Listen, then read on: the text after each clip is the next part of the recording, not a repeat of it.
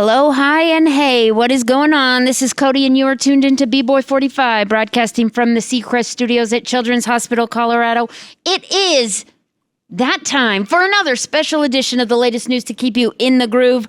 Maya, who is on the line with us today? Rebecca Rittenhouse. Rebecca Rittenhouse, welcome! We are so excited to have you. Thanks for having me. Maya, take it away, girl. So first of all, I just want to say thank you so much for calling in. I've been so excited to talk with you, so thank you. Well, thank you for thinking of me and for having me on your show. I feel honored to be here. So my first question for you is, when was the moment you first knew you wanted to be an actress? Well, that goes pretty far back. I told my parents when I was about 5, I think I had been watching some old Audrey Hepburn movies with my dad, that I wanted to be an actress, but I don't think it was considered very serious. Because I was 5 and my parents are not in the industry. I grew up in Pasadena, which is a suburb of LA. So a lot of times people think my parents must have been in the industry. And a lot of people who get into the industry get into it because their parents are in it, just like people whose parents are lawyers become lawyers and things like that. And so I told them pretty early on, but I remember there was a moment after I saw the movie Crouching Tiger, Hidden Dragon. Have you ever seen that movie? I haven't. Well, it's amazing. And I saw that, I think I was maybe, I want to say I was 12 or 13 when that movie came out. And I remember seeing it and thinking, I have to be an artist and hopefully be an actor. I did a lot of painting at the time, but I remember feeling very moved by all of the performances in that. And I just thought to myself, oh my God, if I could have anything to do with that, that would be that. I felt activated and inspired. Oh, cool. So do you have a ritual or process to help you get into character? I really, a lot of my process is based on the school that I went to, the acting school that I went to, which is this school in New York called the Atlantic. And that really involves script analysis and then memorizing your lines like in a robotic fashion. So not attaching any emphasis or meaning or anything to your lines, so that when you are acting in the moment, you can be spontaneous and not have a pre-planned performance, but to just really know what you want going in, and then the words backwards and forwards, so you can just sort of dive in and be in the moment, which is really fun and really exciting. So most of my process really revolves around that. Oh, cool.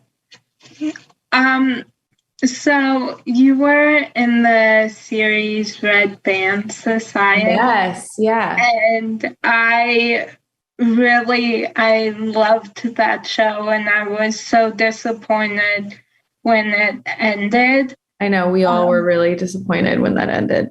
Yeah. Did you do any special preparation or research to better understand what it's like to be in and out of the hospital?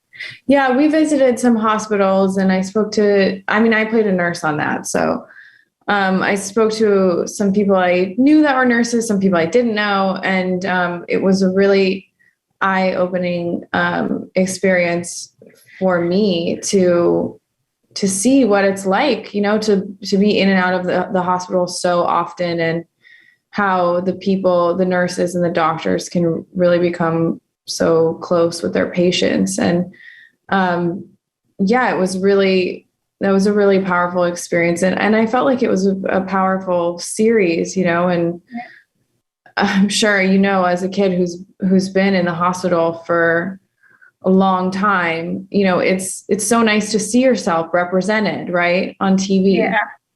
Yeah, it is. I remember that is like one of the shows that I really remember, just kind of the characters becoming like feeling like my friends and becoming like family to me. And so I was so upset when it ended. I know. We were all upset too. I remember getting the day we got the news and we all cried because I mean, then we cried the day we finished shooting, and we were all so close to each other. It was, that was a tough one. Mm-hmm. Yeah. So you were on the Mindy project, and then I know that you also worked with Mindy Kaling on four weddings and a funeral. How did those opportunities come about?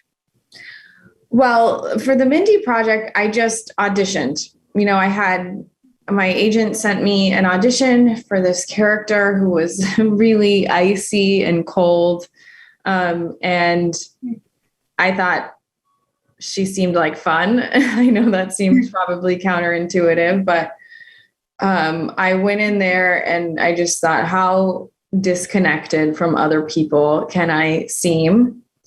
And went for it. And then luckily Mindy really liked my tape. And so she hired me for that job. And then that was only supposed to be a few episodes. And then it turned into more episodes. And then it turned into another season. So I really got to spend a lot of time on that set with the cast and with Mindy. And then one day she, you know, asked me to we were filming that on the Universal lot. And she asked me to take a walk around the lot. And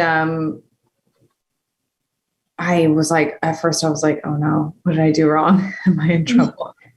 and then she was like, hey, you know, I'm working on this new thing and I think you'd be perfect for a part in it. And, you know, it's based on 4 Weddings and a Funeral, which I don't know if you've seen that movie, but yeah, I have. Yeah. It's a great movie, right? So I was like, yes, I'm absolutely interested. I don't even care what the role is really, because I just knew I loved that movie and I loved working with her. And so I just was like, count me in, you know, and I did everything in my power to make myself available for when we shot that in London. Oh, cool. Yeah.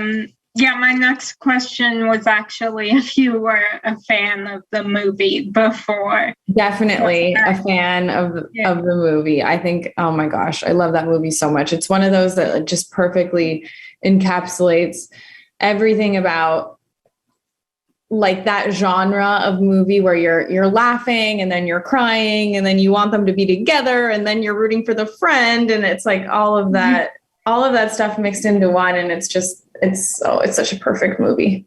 Yeah, it is. I just love Hugh Grant and pretty much like all of Hugh Grant movies. And Kristen Scott Thomas too is one of my very favorite actresses. And yeah. Cool. Yeah. So you currently star as Maggie in the Hulu series Maggie, and I absolutely love that show. Oh, thank you. I binged watched the whole first season in like 2 days. And I was wondering what the best part of being a part of this show is. Wow. There's so many great things about being on that show, but I have to say the people I work with are just the best. Everybody is so nice and everybody really cares about each other and really respects each other. And, you know, it's just the most fun every day. You know, I get to work with some of my closest friends, like Nicole, I've become really close to, who plays Louise, and Carrie Kenny Silver and Chris Elliott, who play my parents. They have a really long history in comedy. So I learn a lot from them because they improv with each other on set all the time. It seems like they've been improvising with each other for 30 years, but they only just met when we started filming, but it's just a testament to how skilled they are. Yeah. Oh, cool. So did you have a favorite episode to film? Yeah, my favorite episode was the prom episode. Yeah. Yeah, I love that episode. It was so fun because we got to do the flashbacks, and I wanted to really make an homage to 2007, which was actually when my prom was. And I had my hair in a side sweep like that. And I'm pretty sure I wore opera gloves like that to a prom. And I also did my makeup horribly and put bronzer all over my face, just all over it. No, there was no plan or pattern, just everywhere. And it was so fun to go back and forth and have that episode with Nicole where we spent so much time together. It was just a blast. Oh, cool. Yeah. So of all the projects you've worked on, is there one that has meant the most to you personally? Is Maggie the one that's meant the most to me, or which one? Any of the projects. It's such a tough answer because you get attached to all of them in such different ways, like Maggie means so much to me because it's the first time that I've been the real lead character of something. And that was just such an important experience for me in terms of my professional growth and learning about myself and how much hard work that really was. And just from a learning perspective, it was incredible. And then, 4 Weddings and a Funeral was incredible because I got to be in London, and working with Mindy is one of my favorite things. And then there's been it's just so hard to choose. Like every job I've had has had something that's just been incredibly meaningful to me or dreamlike, even being in the Tarantino movie for 2 seconds, when you're on a movie set like that, you're like, oh my gosh, this is a dream come true. Even if, I was in that movie for, I'm not joking you, like so little time, I'm not in that movie basically, but just being able to be on that set and around such talented people like that is just so inspiring. Yeah. Oh, cool. So if you had to wake up to the same song every morning, what song would you choose? I would choose Clair de Lune, that Debussy song. Do you know that song? It's a piano. It's a piano song. It's classical music, and it's just.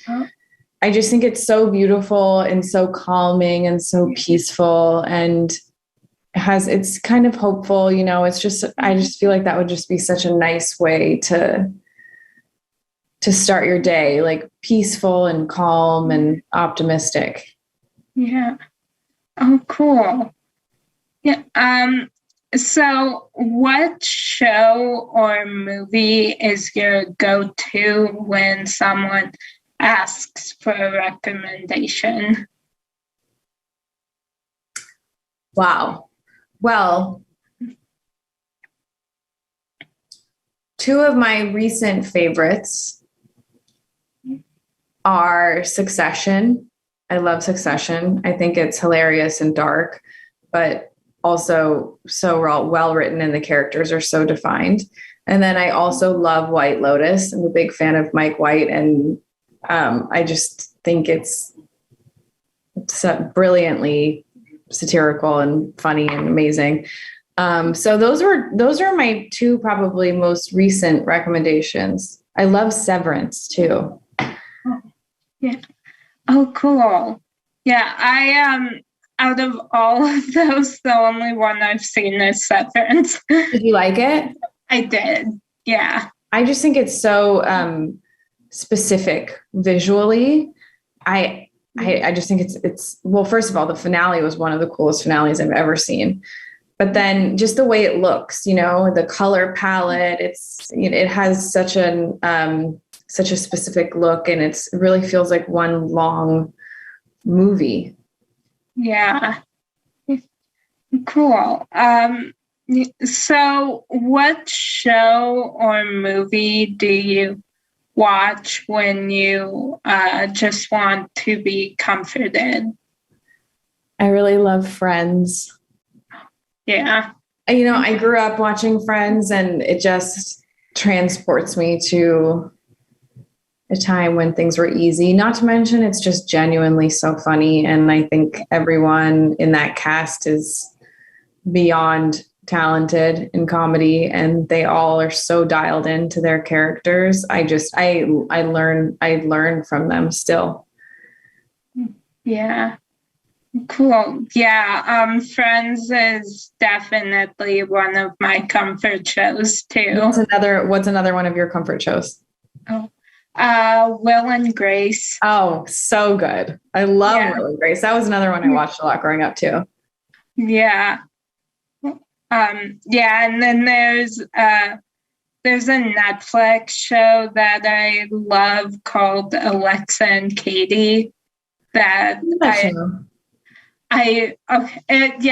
another one of just my favorite shows and my one of my comfort shows. And I always go back to it when I'm having they're like that one and Will and Grace and Friends, just I always go to when I'm just like having a really bad day or so much anxiety. Yeah. So, yeah. And they're definitely good for releasing anxiety. That's for sure. Laughter always helps with that.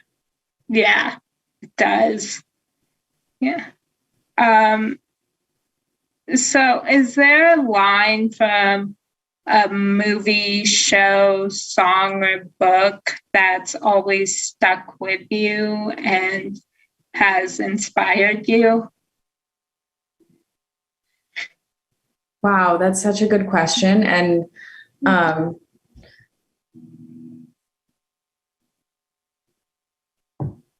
don't know. Wow, I'm trying to think of a specific. Oh man, I feel like there's so. You mean like in a meaningful way or a funny way? Either one.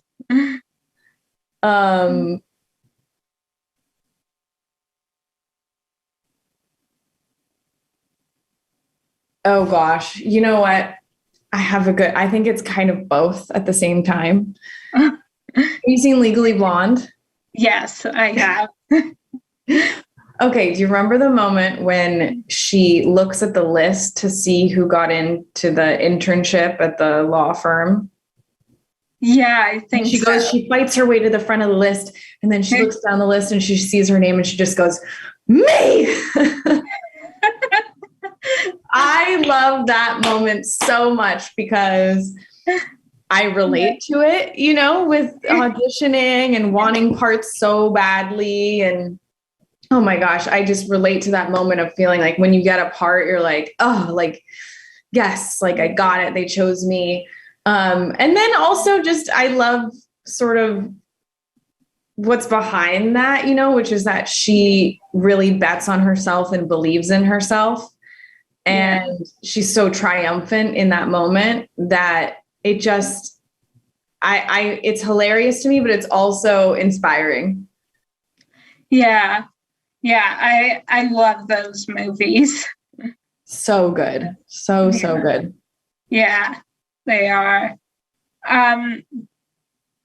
So is there a show that you're currently binge watching? Yes. So I'm actually currently binge watching two. One is The Staircase, which is really it's like an old documentary that now they made into a series with Colin Firth and Toni Collette. And then the other one that I'm binge watching is Blackbird on Apple. Although I'm not sure, they're both kind of like dark. So if you want something lighter, those are not the ones. Not the ones. But I'm really looking forward to Loot. Have you heard of that one? Yeah, I've been watching, my mom and I have been watching that one together. Do you like it? Do you recommend it? Yes, I do. I mean, it just looks so colorful and fun, and I'm really looking forward to. I mean, my Rudolph is absolutely hilarious, so yeah, I'm looking forward to that one. Yeah. Yeah, my mom is watching Blackbird right now, and I was thinking of watching it with her, but she watched the first one and said, no, it is so absolutely creepy. not. It is creepy. It is creepy. I kind of had to, I was watching a lot of it. I watched, I think 3 episodes in one night, and then I was like, I got to take a step back. Yeah. Yeah, my mom was like, you can if you want to, but I think it will terrify you. Yeah, it's a little intense for sure. Yeah. Yeah. I just finished binge watching Castle. Oh, really? Yeah. I've never seen it. Yeah, I love that show. Because I love Nathan's show, The Rookie. That is one of my favorite shows, and that's actually another comfort show of mine. Yeah. So I decided I wanted to watch Castle, and I loved it. Cool. That's good to know. Yeah. Yeah, and then Castle is funny. It does get dark, but it has moments of lightness to sort of balance. Yeah. Yeah. But then I've been watching the old show Night Court. Oh my gosh, that's so funny. One of my best friends is on the new Night Court. Oh, really? Yeah, India de Beaufort. She's on the new one. Oh, yeah. I actually, I interviewed her a few years ago, and my family and we went to LA in May, and India actually invited us to taping of the show. Oh, so cool. That's amazing. Yeah. So I had never seen the original until that. So then as soon as we got back from LA, I started watching the original Night Court to be prepared for the new one. That's so cool. Yeah. Yeah. So my last question for you is, who do you consider to be a real life superhero, and why? Oh my gosh. I mean, I honestly this is so maybe not the most satisfying answer, but I just think my dad is the best. I love him so much, and he's done so much for me and our family, and he continues to try so hard to be there for everybody. And he's just so supportive, and he's such a great dad, and he's worked so hard his whole life to just make everybody else's lives better. And to me, that's just really as good as you can hope for, Yeah. Oh, cool. I love that. Well, thank you so much for calling in. I've just had so much fun talking to you. Me too. Thank you for having me. Yeah. Thank you. Thanks for spending time with us.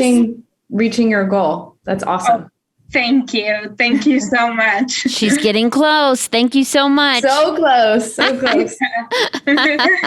Take care. Bye-bye. Thank you. Bye.